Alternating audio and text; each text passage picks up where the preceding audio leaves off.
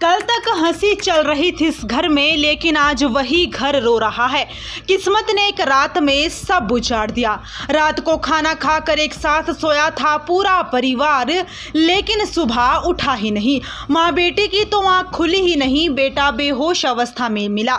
सोचिए, रात को पूरा परिवार रोज की तरह साथ बैठकर खाना खाता है, हंसी खुशी बातें करता है और फिर अपने अपने कमरों में सो जाता है। लेकिन किसी को क्या पता था कि अगली सुबह इस परिवार की दुनिया हमेशा के लिए खत्म हो जाएगी।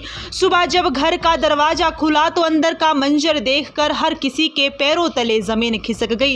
रोटी साथ खाई थी सबने, किसे पता था ये आखिरी खाना होगा।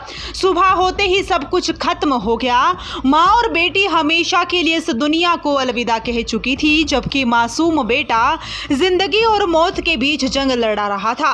कांगड़ा से सामने आई इस खबर ने हर किसी को झकझोर कर रख दिया। आज शुक्रवार सुबह जब परिवार के मुखिया बुद्धि सिंह की आंख खुली तो उन्होंने अपनी पत्नी और 9वीं कक्षा में पढ़ने वाली बेटी को बेसुध हालत में देखा।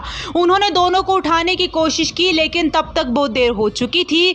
दोनों की मौत हो चुकी थी। इसी दौरान 7वीं कक्षा में पढ़ने वाला बेटा भी गंभीर हालत में मिला और उसे लगातार उल्टियां हो रही थी।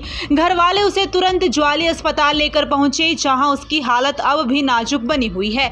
लेकिन सवाल वही है कि आखिर रातों रात ऐसा क्या हुआ कि एक ही परिवार पर इतना बड़ा कहर टूट पड़ा। ना कोई चीख, ना कोई शोर, बस सुबह आई और मौत की खबर लाई। गांव वाले भी सदमे में हैं। सूचना मिलते ही पुलिस और फोरेंसिक टीम मौके पर पहुंची। घर से जरूरी नमूने जुटाए गए और हर पहलू से जांच की जा रही है। पुलिस का कहना है कि अभी किसी भी निष्कर्ष पर पहुंचना जल्दबाजी होगी। पोस्टमार्टम रिपोर्ट और फोरेंसिक जांच के बाद ही मौत की असली वजह सामने आएगी।